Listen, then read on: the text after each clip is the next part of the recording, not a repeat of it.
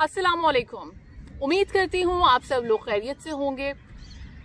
आज का व्लॉग शुरू करने से पहले आप लोगों के साथ अपनी छोटी सी खुशी शेयर करना चाहती हूँ, और वो ये है कि आज इस YouTube चैनल को बने 5 महीने हो गए हैं। 8 अप्रैल को पहली वीडियो पोस्ट की थी।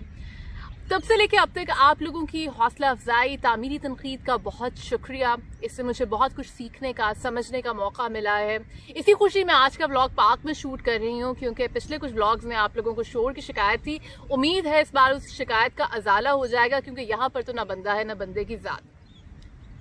अब हम आते हैं अपने व्लॉग की तरफ, जिसमें हम जिक्र करेंगे 3 अहम खबरों के बारे में, जो हैं शिया जेनोसाइड, 15 सितंबर को तालीमी इदारे खोलने का ऐलान, और मारूफ सहाफ़ी रऊफ क्लासरा साहब की सिफारिशात।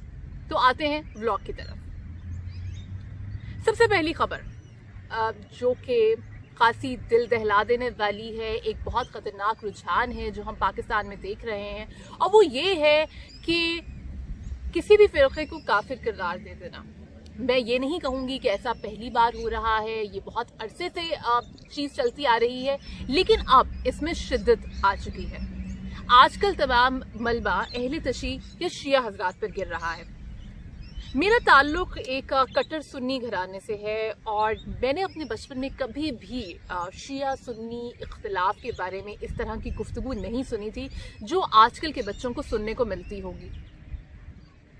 1 महीने में 42 अहले तशी अफराद को ब्लास्फेमी का इल्ज़ाम दिया गया, 15 ज़ाकिरीन को जेल में डाल दिया गया, कत्ल गारत का सिलसिला भी जारी है। कोहाट की एक वीडियो सोशल मीडिया पर सर्कुलेट कर रही है, जिसमें एक जवान साल शिया लड़का पुलिस के सामने अपने अकायद के खिलाफ बात कर रहा है। हमें इस बात का अंदाज़ा नहीं है कि जो आग हमसाये के घर में लगी है वो हवा के दोष पे हमारे घर भी आ सकती है। अगर काफिर काफिर कहने की ये गेम चलती रही तो कल को तो इस मुल्क में कोई भी मुसलमान नहीं रहेगा। हर कोई दूसरे को काफिर करार दे देगा, और फिर हम किस तरह खुद को इस्लामी जमहूरिया पाकिस्तान कहला सकेंगे? इस बारे में ज़रूर सोचिएगा। अब आते हैं आज की दूसरी खबर की तरफ, जिसने हर तरफ खलबली मचाई हुई है, और वो ये है कि 15 सितंबर से पाकिस्तान में तमाम तालीमी इदारे खोलने का ऐलान कर दिया गया है। इन दिनों में जब बच्चे घर पर थे, यकीनन माँ बाप के लिए खासी मुश्किलात थी। बच्चों ने माँ बाप का नाक में दम किया हुआ था। वो वालिदैन जिन्हें बच्चों की ऑनलाइन क्लासेस का एहतमाम भी करना पड़ रहा था, उनकी मुसीबत डबल थी, क्योंकि इन ऑनलाइन क्लासेस में सिर्फ बच्चों को ही नहीं बल्कि वालिदैन को भी खासी मेहनत करनी पड़ती है।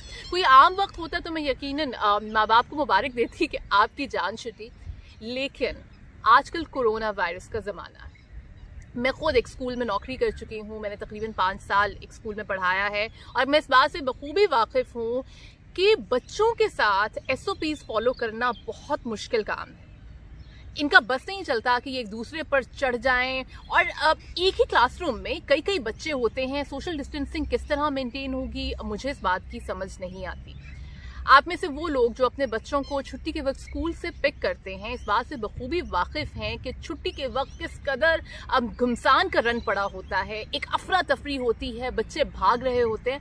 और इस बार ये बच्चे बहुत अरसे के बाद स्कूल जा रहे हैं, ऑब्वियसली इनका एक्साइटमेंट लेवल भी खासा बुलंद होगा। ऐसे में SOPs किस तरह फॉलो होंगे, ये बात समझना थोड़ा मुश्किल है। ऑस्ट्रेलिया और न्यूजीलैंड ने किसी हद तक कोरोना वायरस की रोकथाम कर ली थी, लेकिन जहां पर भी कोरोना वायरस की दूसरी लहर आई है, कहीं ऐसा ना हो कि स्कूल खोलकर पाकिस्तान में भी कोरोना वायरस की दूसरी लहर आ जाए, जिसको कंट्रोल करना मुश्किल हो जाए। हुकूमत से दरख्वास्त है कि वो अपने फैसले पर नजरसानी करे और अभी स्कूल ना खोले, क्योंकि कोरोना वायरस की रोकथाम यकीनन हुई है, लेकिन कोरोना वायरस अभी पाकिस्तान से मुकम्मल तौर पर ख़त्म नहीं हुआ। और आखिर में हम आते हैं अपनी तीसरी खबर की तरफ, जो खासी अहम है, और वो इसलिए अहम है क्योंकि मारूफ सहाफ़ी रऊफ क्लासरा साहब ने बताया है कि पाकिस्तान के तमाम सहाफ़ी उन्हीं की सिफारिश में भर्ती हुए थे। हुआ कुछ इस तरह कि रऊफ क्लास्टर साहब की आसिम बाजवा साहब ने तारीफ फरमाई, जिस पर उन्होंने कहा कि जी देखिए मैं तो आप पर तनकीद करता हूँ, फिर भी आपका बड़ापन है कि मेरी तारीफ करते हैं। अब इस बात पे ज़ाहिरी बात है सब लोग शशोपंज में मुब्तला हो गए और एजाज सैयद साहब जो कि मारूफ सहाफ़ी हैं उनसे रहा ना गया और उन्होंने क्लास्टर साहब से पूछ ही लिया कि वो कौन से व्लॉग हैं जिसमें आप जनरल आसिम सईद बाजवा साहब पर तनकीद करते हैं। अब क्लास्टर साहब को ये बात कुछ इतनी पसंद नहीं आई और उन्होंने फौरन कहा कि जी अब मेरी सिफारिश पर तुम डॉन न्यूज़ में भर्ती हुए थे। शायद क्लास्टर साहब ने आज तक अपनी रेज्यूमे कहीं ड्रॉप नहीं की और वो इस बात से वाकिफ नहीं है कि अगर किसी का नाम रेफरेंसेस में शामिल हो तो वो सिफारिश नहीं होती। और ये चीज़ एक किसी की भी प्रोफेशनल काबिलियत जानने के लिए रेफरेंसेस में किसी का नाम दिया जाता है कि आप इस शख्स से मेरी प्रोफेशनल काबिलियत के बारे में दरियाफ्त कर सकते हैं और उस शख्स पर ऐसा कोई प्रेशर नहीं होता कि वो आपको ही रेकमेंड करे। जब ये बात हुई तो ज़ाहिर बात है लोगों ने क्लास्टर साहब की मजम्मत की। इस पर उन्होंने और सहाफ़ियों के भी नाम लिए जिन पर उनके बहुत एहसानात हैं। अगर कोई सहाफ़ी क्लास्टर साहब की लिस्ट से मिस हो गए हैं तो बेटर लक नेक्स्ट टाइम। इसका मतलब ये नहीं है कि आप सहाफ़ी ही नहीं हैं अगर आपको क्लास्टर साहब ने भर्ती नहीं करवाया। क्लास्टर साहब की जो स्पीड चल रही है उस पर मुझे लगता है कि खुदा न खास्ता ऐसा ना हो कि कल को वो कहें कि कायद आज़म मेरे ख्वाब में आए थे और उन्होंने कहा कि सहाफ़त के शोबे में तुम्हारी खिदमात देखकर मेरा दिल चाहता है कि तुम्हें पाकिस्तान का वज़ीर आज़म बना दूं।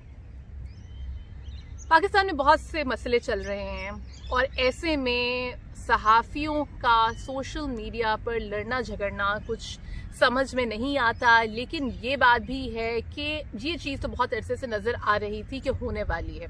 इस सिलसिले में अली वारसी ने नया दौर पर एक खासा जामे कॉलम लिखा है जिसकी मैंने भी मदद ली है इस ब्लॉग के सिलसिले में। आप वो ज़रूर पढ़िएगा और उसका लिंक मैं अटैच कर दूँगी। इसके साथ साथ हमारी आज के तज्ज़िये का इख्तिताम होता है।